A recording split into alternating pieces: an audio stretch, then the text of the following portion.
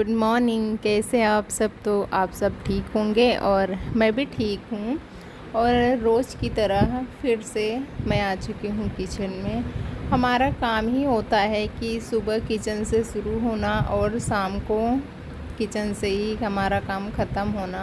अनिल एक बहुत मेहनती और होनहार लड़का था। पिता के मरने के बाद उसने छोटी उम्र में ही सारा व्यापार संभाल लिया था। कारोबार संभालने के लिए उसने अपनी पढ़ाई बीच में ही छोड़ दी थी, पर उसने अपने भाई बहन की पढ़ाई में कभी कोई कमी नहीं की। वो नहीं चाहता था कि उसकी तरह उसके भाई बहन की भी पढ़ाई बीच में ही छूट जाए। अपनी मेहनत की बदौलत उसने जल्द ही अपने कारोबार को काफी बड़ा कर लिया। थोड़े दिनों में ही उसका नाम शहर के नामचीन लोगों में शामिल हो गया। अनिल अपनी माँ और अपने बहन भाइयों के साथ हंसी खुशी जीवन बिता रहा था। जहाँ एक तरफ अनिल अपने परिवार को सुख सुविधा देने के लिए दिन रात मेहनत कर रहा था, वहीं उसके भाई बहन उसके कमाए पैसों पर मौज मस्ती कर रहे थे और ऐशो आराम की जिंदगी बिता रहे थे।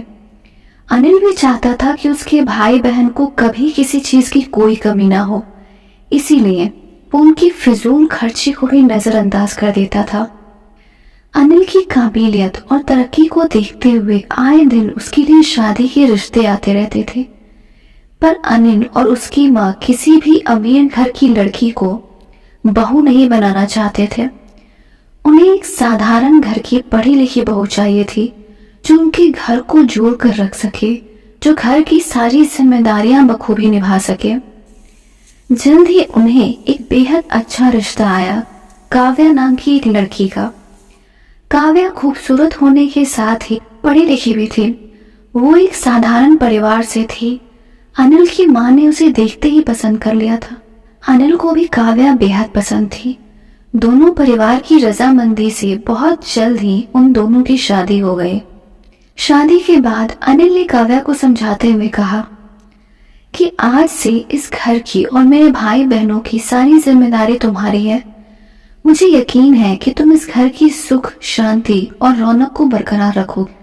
मेरे लिए मेरी पूरी दुनिया मेरी माँ और मेरे भाई बहन है, और मुझे यकीन है कि तुम मेरी इस दुनिया को दिल से कबूल करोगे। काव्या अनिल की बातें सुनकर पहले तो थोड़ा हैरान हुई। उसे लगा कि ये कैसा शख्स है, क्या इसने मुझसे शादी अपनी माँ और बहन भाइयों की खातिरदारी के लिए की है। फिर उसे अपने माता पिता का हंसता मुस्कुराता चेहरा याद आया, जो इस बात से बहुत खुश थे कि उनकी बेटी कितनी किस्मत वाली है, जिसका रिश्ता इतने बड़े और अमीर घर में हुआ है। काव्या ने सोचा कि अब जो भी हो वो इस रिश्ते में बन चुकी है, और वो अपने माता पिता की खुशी के लिए इस रिश्ते को निभाएगी। काव्या ने अनिल को वचन दिया कि वो पूरी कोशिश करेगी अपनी जिम्मेदारी को दिल से निभाने की।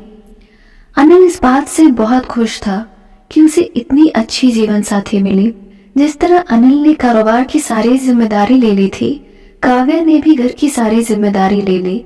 घर के काम में मदद के लिए नौकर तो थे, पर घर को सजाना, चीजों का रख रखाव, घर के सदस्यों की पसंद नापसंद, सबका ख्याल रखना काव्या की जिम्मेदारी थी। कारोबार बढ़ने की वजह से घर में लोगों का आना जाना भी बढ़ चुका था। आए दिन घर में कोई ना कोई पार्टी या फंक्शन हो रहे होते थे। उसकी तैयारियां देखना भी काव्या की जिम्मेदारी थी। काव्या पढ़ी लिखी थी। वो देखती थी कि अनिल पार्टी के नाम पर बेफिजूल में पैसे खर्च कर रहा है, और तो और उसकी बहन भाई भी अपने खर्चों के लिए अनिल से जरूरत से ज्यादा पैसे ले लेते थे, और अनिल भी बिना किसी सवाल के उन्हें चुपचाप पैसे दे देता था। काव्या ने अनिल को बातों ही बातों में कई बार ये समझाने की कोशिश की कि वो बेफिजूल में पैसे खर्च ना करे और अपने बहन भाइयों को भी फिजूल खर्ची के लिए पैसे ना दे, पर हर बार अनिल उसकी बातों को हंसकर टाल देता था।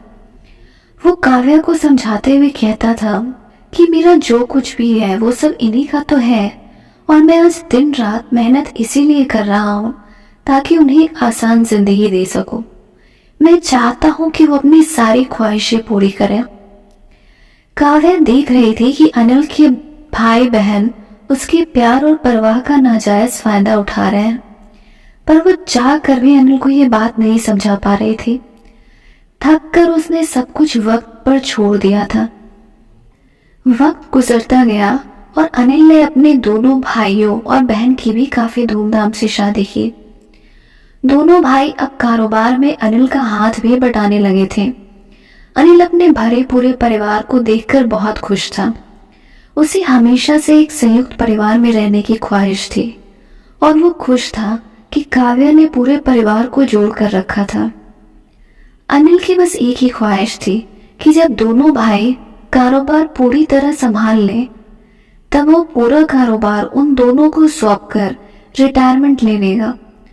अब वो आराम करना चाहता था, पर उसकी उम्मीदों पर जैसे पानी फिर गई और उसकी खुशियों को जैसे उसकी खुद की नजर लग गई। अनिल की मां की अचानक मौत हो गई। अभी वो इस हादसे से ठीक से उबर भी नहीं पाया था कि कारोबार में अचानक बहुत भारी नुकसान हो गया। अनिल के ऊपर लाखों रुपए का कर्ज आ गया। कारोबार में नुकसान होते ही अनिल की बहन और भाइयों ने उसी कारोबार में अपना हिस्सा मांग लिया। अनिल को